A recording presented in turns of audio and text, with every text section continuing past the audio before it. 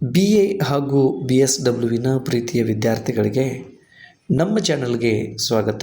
ಭಾಳಷ್ಟು ವಿದ್ಯಾರ್ಥಿಗಳು ಮಾದರಿ ಪ್ರಶ್ನೆ ಪತ್ರಿಕೆಯನ್ನು ಬಿಡಿ ಸರ್ ಅಂತ ಕೇಳ್ತಾ ಇದ್ದೀರಿ. ಈ ಹೊತ್ತು BA ಹಾಗೂ BSWನ ಪ್ರಥಮ ಸೆಮಿಸ್ಟರ್ನ SCP ಪಠ್ಯಕ್ರಮದ ಮಾದರಿ ಪ್ರಶ್ನೆ ಪತ್ರಿಕೆಯನ್ನು ಚರ್ಚೆ ಮಾಡ್ತಾ ಇದ್ದೇನೆ.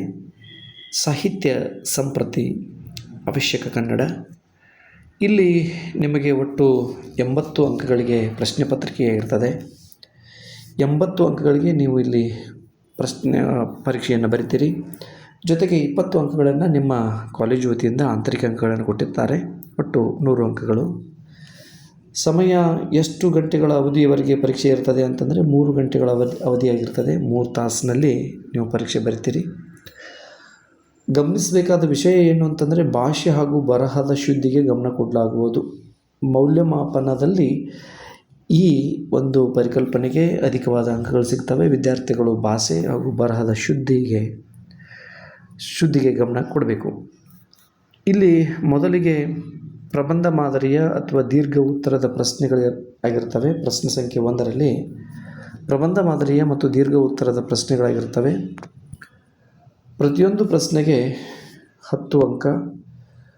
5 ಪ್ರಶ್ನೆಗಳನ್ನು ಕೊಟ್ಟಿರ್ತಾರೆ. 5ರಲ್ಲಿ ನೀವು ಬೇಕಾದ 3 ಪ್ರಶ್ನೆಗಳಿಗೆ ಉತ್ತರಿಸ್ಬೋದು. ಹಾಗಾದರೆ ಒಂದು ಪ್ರಶ್ನೆಗೆ ಎಷ್ಟು ಪೇಜ್ಗಳವರೆಗೆ ಬರಿಬೋದು ಅಂತಂದರೆ ಕನಿಷ್ಠ 3 ಪೇಜ್ಗಳವರೆಗೆ ಬರಿಬೋದು. ಗರಿಷ್ಠ 5 ಪೇಜ್ಗಳವರೆಗೆ ಬರೆದಿದ್ದೆ ಆದರೆ ನಿಮಗೆ 10ಕ್ಕೆ 9 ಅಂಕಗಳು ಸಿಗುವ ಸಾಧ್ಯತೆ ಇರ್ತದೆ. ಅದಕ್ಕಾಗಿ ಮೊದಲಿಗೆ ನೀವು ದೀರ್ಘ ಉತ್ತರದ ಪ್ರಶ್ನೆಗಳನ್ನು ಬರಿಬೋದು. ಅಥವಾ ಕೆಲವೊಂದಿಷ್ಟು ವಿದ್ಯಾರ್ಥಿಗಳು ಕೇಳ್ತಿರ್ಬೋದು, ಸರ್ ಮೊದಲಿಗೆ 1 ಅಂಕದ ಪ್ರಶ್ನೆಗಳನ್ನು ಬರೆದ್ರೆ ಆಮೇಲೆ 5 ಅಂಕದ ಪ್ರಶ್ನೆಗಳು, ಆಮೇಲೆ ದೀರ್ಘ ಉತ್ತರದ ಪ್ರಶ್ನೆಗಳನ್ನು ಬರೆದ್ರೆ ನಡೆಯುತ್ತಾ ಅಂತ ಕೇಳ್ತಾ ಇದ್ದರೆ, ಹೌದು ನಡೆಯುತ್ತೆ. ಹೇಗಾದರೂ ಕೂಡ ಬರಿಬೋದು, ಆದರೆ ಅಚ್ಚುಕಟ್ಟಾಗಿ ಬರೆಯಬೇಕು. ವಿಷಯ ವಸ್ತು ನಿಖರವಾಗಿರಬೇಕು. ನಂತರದಲ್ಲಿ ಪ್ರಶ್ನೆ ಸಂಖ್ಯೆ 2ರಲ್ಲಿ ಬೇಕಾದ 4ಕ್ಕೆ ಟಿಪ್ಪಣಿ ಬರೆಯಿರಿ ಅಂತ ಕೊಟ್ಟಿದ್ದಾರೆ. ಒಟ್ಟು ಇಲ್ಲಿ 6 ಪ್ರಶ್ನೆಗಳನ್ನು ಕೊಡ್ತಾರೆ. 6ರಲ್ಲಿ ನೀವು 4ಕ್ಕೆ ಉತ್ತರಿಸಬೇಕು. ಬೇಕಾದ 4ಕ್ಕೆ ಉತ್ತರಿಸಬೇಕು. ಪ್ರತಿಯೊಂದು ಪ್ರಶ್ನೆಗೆ 5 ಅಂಕಗಳಿರ್ತವೆ. ಒಟ್ಟು 4, ಒಟ್ಟು 20 ಅಂಕ. 5 4 20 ಅಂಕಗಳು. ಇಲ್ಲಿ ಯಾವ ರೀತಿಯಾದ ಪ್ರಶ್ನೆಗಳನ್ನು ಕೇಳ್ತಾರೆ ಅಂತಂದರೆ, ಕವಿರಾಜ್ಯ ಮಾರ್ಗದ ಕುರಿತಾಗಿ ಬರೆಯಿರಿ ಅಂತ ಕೇಳ್ಬೋದು. ಪುಣ್ಯಕೋಟಿ ಗೋವಿನ ಸ್ವಭಾವ ಬರೆಯಿರಿ ಅಂತ ಕೇಳ್ಬೋದು. ಕುವೆಂಪು ಅವರ ಪರಿಚಯ ಬರೆಯಿರಿ ಅಂತ ಕೇಳ್ಬೋದು. ಆತ್ಮಶೋಧನೆ ಕವಿತೆಯ ಸಾರಾಂಶ ಬರೆಯಿರಿ ಅಂತ ಕೇಳ್ಬೋದು. ಅದರೊಂದಿಗೆ ನಿಮ್ಮ ಕೌಶಲ್ಯ ಕನ್ನಡದಲ್ಲಿ ಬರುವಂಥ ಪ್ರಶ್ನೆಗಳನ್ನು ಇಲ್ಲಿ ಕೇಳಬಹುದು. ಅದಾದಮೇಲೆ ಸಂದರ್ಭ ಮತ್ತು ಸ್ವಾರಸ್ಯ ಇದೆ. ಹೋದ PUC ತರಗತಿಯಲ್ಲಿ ನೀವು ಸಂದರ್ಭ ಮತ್ತು ಸ್ವಾರಸ್ಯ ಬಂದಿದ್ದೀರಿ.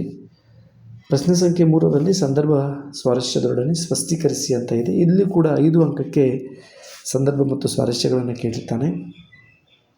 ಗದ್ಯ ಪದ್ಯಗಳ ನಡುವೆ ಬರುವಂಥ ಗದ್ಯದ ಸಾಲುಗಳನ್ನು ಆಯ್ದುಕೊಂಡು ಇಲ್ಲಿ ಪ್ರಶ್ನೆಯನ್ನಾಗಿ ಕೊಟ್ಟಿರ್ತಾರೆ. ಪ್ರತಿಯೊಂದಕ್ಕೆ ಇಲ್ಲಿ 5 ಅಂಕಗಳು. ಒಟ್ಟು 3 ಬರೀಬೇಕು. ಒಟ್ಟು ನಿಮಗೆ 5 ಪ್ರಶ್ನೆಗಳನ್ನು ಇಲ್ಲಿ ಕೊಟ್ಟಿರ್ತಾರೆ. 5ರಲ್ಲಿ 3ಕ್ಕೆ ನೀವು ಉತ್ತರಿಸ್ಬೋದು. ಪ್ರತಿಯೊಂದಕ್ಕೂ ಕೂಡ ಇಲ್ಲಿ 5 ಅಂಕ. 5 3 15 ಅಂಕಗಳು. ಒಟ್ಟು 3 ಪ್ರಶ್ನೆಗಳಿಗೆ ನೀವು ಇಲ್ಲಿ ಉತ್ತರಿಸಬೇಕು. ಹಾಗಾದರೆ ಇಲ್ಲಿಯೂ ಕೂಡ ಕನಿಷ್ಠ 2 ಪುಟಗಳವರೆಗೆ ಉತ್ತರಿಸಬಹುದು. ಗರಿಷ್ಠ 3 ಪುಟಗಳವರೆಗೆ ಉತ್ತರಿಸಿದ್ದೇ ಆದರೆ ನಿಮಗೆ 5 ಅಂಕಗಳು ಸಿಗುವಂಥ ಸಾಧ್ಯತೆ ಇರ್ತದೆ. ಇದಾದಮೇಲೆ ಕೊನೆಗೆ ಪ್ರಶ್ನೆ ಸಂಖ್ಯೆ 4, ಪ್ರತಿ ಗದ್ಯ ಪದ್ಯದ ಹಾಗೂ ಕೌಶಲ್ಯ ಕನ್ನಡದ ಎಲ್ಲ ಘಟಕಗಳನ್ನು ಒಳಗೊಂಡಿರುವ ಹಾಗೆ 15 ಪ್ರಶ್ನೆಗಳನ್ನು ಇಲ್ಲಿ 1 ಅಂಕದ ಪ್ರಶ್ನೆಗಳನ್ನಾಗಿ ಕೇಳ್ತಾರೆ. 1 ಪ್ರಶ್ನೆಗೆ ಒಂದೇ ಉತ್ತರ. ಒಟ್ಟು 15 ಪ್ರಶ್ನೆಗಳು. ಯಾವುದೇ ರೀತಿಯಾದ ಎಕ್ಸ್ಟ್ರಾ ಕ್ವೆಷನ್ಗಳಲ್ಲಿ ಇರೋದಿಲ್ಲ.